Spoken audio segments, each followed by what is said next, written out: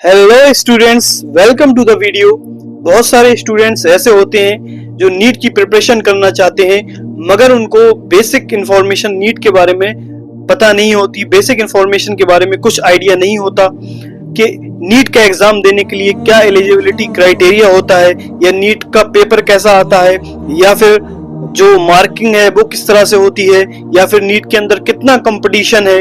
ये सारी चीजें बहुत सारे स्टूडेंट्स को पता नहीं होती हैं। आज मैं अपनी इस वीडियो के अंदर वही सारी चीजें जो बेसिक इंफॉर्मेशन है नीट के रिगार्डिंग वो कवर करने वाला हूँ। जो स्टूडेंट्स अपने दिल में डॉक्टर बनने का ख्वाब लेकर बैठे हुए हैं, या जो डॉक्टर बनना चाहते हैं, उनका सपना है कि वो डॉक्टर बने और वो अपना नाम रोशन, अपने माँ बाप का नाम रोशन करें, तो वो इस वीडियो के अंदर बने रहें। इस वीडियो के अंदर मैं उनको सारी इंफॉर्मेशन प्रोवाइड कराने वाला हूँ, और इस वीडियो को देखने के बाद आपको कहीं और जाने की जरूरत नहीं पड़ेगी। मैं दावे के साथ कह सकता हूं कि हर बेसिक इंफॉर्मेशन जो नीट के बारे में आपको मालूम होनी चाहिए वो मैंने इस वीडियो के अंदर कवर की है। चलिए वीडियो को शुरू करते हैं। इस वीडियो के अंदर मैं आपको 8 बेसिक इंफॉर्मेशन के बारे में बतलाने वाला हूं, जैसे कि कंडक्टिंग बॉडी कौन है, मतलब नीट का एग्जाम कौन सी बॉडी कंडक्ट कराती है, और पर्पस ऑफ नीट, नीट देने का क्या पर्पस है, या क्यों हम नीट का एग्जाम देते हैं, और एग्जाम पैटर्न क्या होता है, किस तरह का एग्जाम पेपर आता है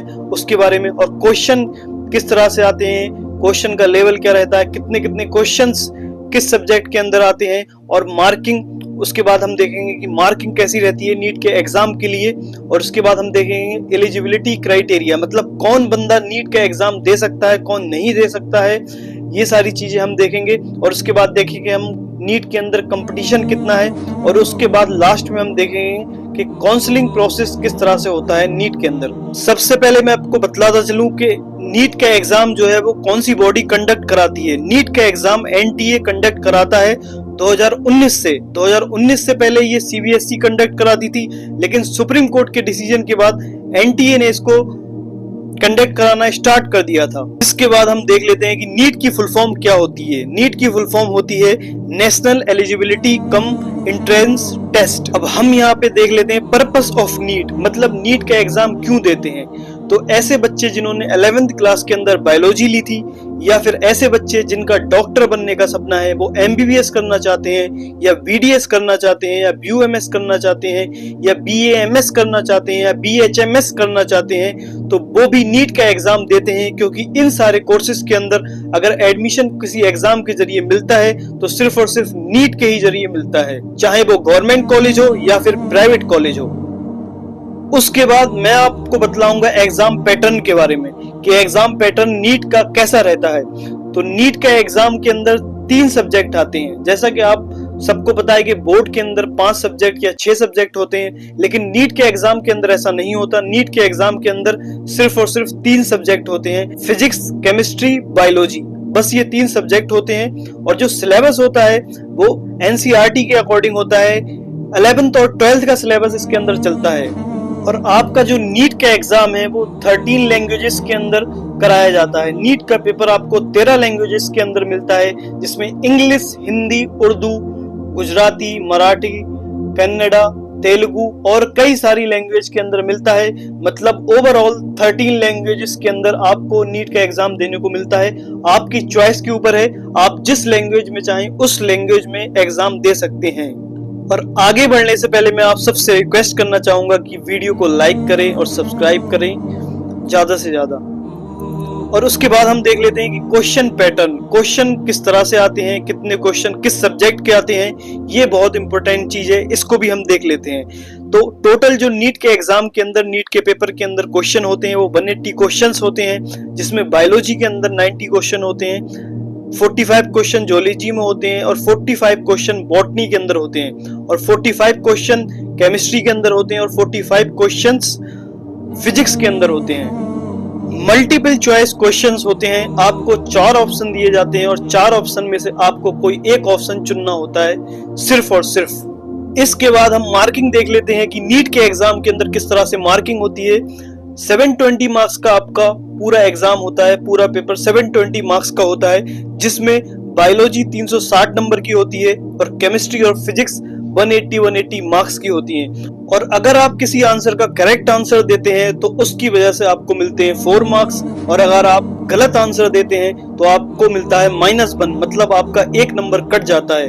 और ये जो आपको आंसर्स देने होते हैं ये OMR शीट पे देने होते हैं। OMR शीट के अंदर हर क्वेश्चन के 4 ऑप्शन दिए होते हैं, 4 बबल दिए होते हैं। जो करेक्ट होता है आपको वही वाला बबल OMR शीट के अंदर फिल करना होता है सिर्फ और सिर्फ। उसके बाद हम देख लेते हैं एग्जाम ड्यूरेशन, मतलब एग्जाम देने के लिए आपको कितना टाइम मिलता है। तो एग्जाम देने के लिए आपको 180 मिनट्स मिलते हैं। अगर मैं कहूं तो हर क्वेश्चन के लिए 1 मिनट, एवरेज अगर बोला जाए तो हर क्वेश्चन के लिए आपको 1 मिनट मिलता है। 180 मिनट होते हैं और 180 क्वेश्चन होते हैं, और इन्हीं 180 मिनट के अंदर आपको अपना पेपर भी सॉल्व करना है, और फिर करेक्ट जो आंसर आपने लगाए हैं अपने पेपर के अंदर उनको OMR के अंदर बबल भी फिल करना है आपको।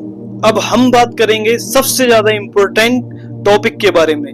सबसे ज्यादा इंपॉर्टेंट टॉपिक है एलिजिबिलिटी क्राइटेरिया, मतलब कौन कौन बंदा नीट का एग्जाम, कौन कौन स्टूडेंट नीट का एग्जाम दे सकता है। तो नीट का एग्जाम सिर्फ और सिर्फ वही दे सकता है जो 12th क्लास के अंदर पढ़ता है या फिर 12th पास आउट हो चुका है। यही स्टूडेंट्स नीट का एग्जाम दे सकते हैं। मैं फिर से दोहरा रहा हूं, जो 12th क्लास के अंदर पढ़ता है या फिर जो 12th क्लास पास आउट हो चुका है, 12th क्लास पास कर चुका है। और मिनिमम परसेंटेज जो 12th बोर्ड के अंदर होनी चाहिए वो जनरल कैटेगरी वाले के लिए 50% होना चाहिए, और OBC SC ST वालों के लिए 40% का क्राइटेरिया रखा गया है। जनरल से 10% कम है OBC SC ST वालों का। और मिनिमम एज लिमिट, मतलब किस एज का बच्चा नीट का एग्जाम देने लायक होता है, तो वो 17 साल का होना चाहिए दिसंबर तक, जिस साल वो बच्चा एग्जाम देने वाला है। जैसे अगर कोई 2026 के अंदर नीट का एग्जाम देगा तो उसकी एज 2026 के दिसंबर तक 17 साल हो जानी चाहिए। अगर 2026 के दिसंबर तक उसकी एज 17 साल हो रही है वो तभी नीट का एग्जाम दे पाएगा, अदरवाइज वो नीट का एग्जाम नहीं दे पाएगा। अब हम बात करेंगे नीट में कंपटीशन कितना है, नीट के अंदर कितना ज्यादा कंपटीशन है, कितने ज्यादा बच्चे नीट का एग्जाम देते हैं। तो अगर मैं आपको 2024 का डाटा बतलाऊं तो 2024 के अंदर 24 लाख बच्चों ने नीट का एग्जाम दिया था, और 2025 के अंदर 23 लाख बच्चों ने नीट का एग्जाम दिया था। हालांकि 2024 के कंपेयर में 2025 में 1 लाख कम बच्चों ने नीट का एग्जाम दिया था, लेकिन 2026 के अंदर ये जो नंबर है वो इंक्रीज हो सकता है, बढ़ सकता है। और गवर्नमेंट सीट्स की बात करें तो कितने बच्चों को MBBS या BDS मिल जाता है, तो लगभग जो सीट्स है गवर्नमेंट सीट्स वो 50,000 से 60,000 गवर्नमेंट सीट्स इस टाइम पर इंडिया के अंदर मेडिकल कॉलेजेस के अंदर है। और अगर नीट में स्कोर कितना होना चाहिए, स्कोर के अकॉर्डिंग बात करें तो 2024 के बारे में अगर मैं 2024 के बारे में अगर मैं बात करूं, 2024 के अंदर जैसा कि पेपर बहुत आसान आया था तो कट ऑफ बहुत ज्यादा चली गई थी। 650 नंबर कट ऑफ गई थी, 650 नंबर जिसके थे उसको कॉलेज मिला था। और 2025 के अंदर नीट का एग्जाम था, बहुत ज्यादा टफ आया था, और नीट की कट ऑफ 2025 के अंदर 523 या 524 मार्क्स गई है, जैसा कि आप सब जानते हैं, आप सबको मालूम ही होगा।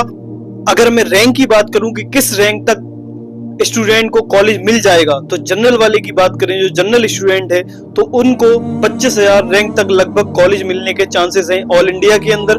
और स्टेट के अंदर ये जो नंबर है वो और थोड़ा सा बढ़ सकता है, 30,000 रैंक तक कॉलेज मिल सकता है। और OBC की कट ऑफ जनरल से थोड़ी सी कम जाती है, 4-5 नंबर कम जाती है, तो उसके हिसाब से आप रैंक का अंदाजा लगा सकते हैं, 2 या 3,000 रैंक कम जाती है।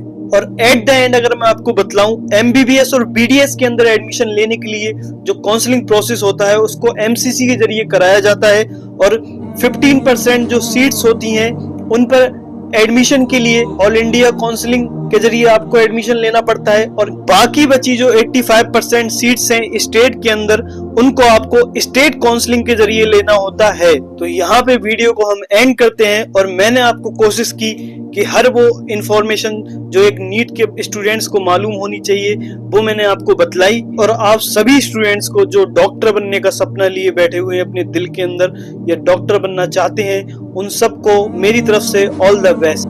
मैं उम्मीद करता हूं जो आपका ड्रीम कॉलेज है आप उस कॉलेज के अंदर जाएं और आपको आपका ड्रीम कॉलेज मिले। गाइस, वीडियो को बनाने में बहुत ज्यादा मेहनत लगी है, तो प्लीज वीडियो को लाइक करें, चैनल को सब्सक्राइब करें और कमेंट में अपनी राय का इजहार जरूर करें।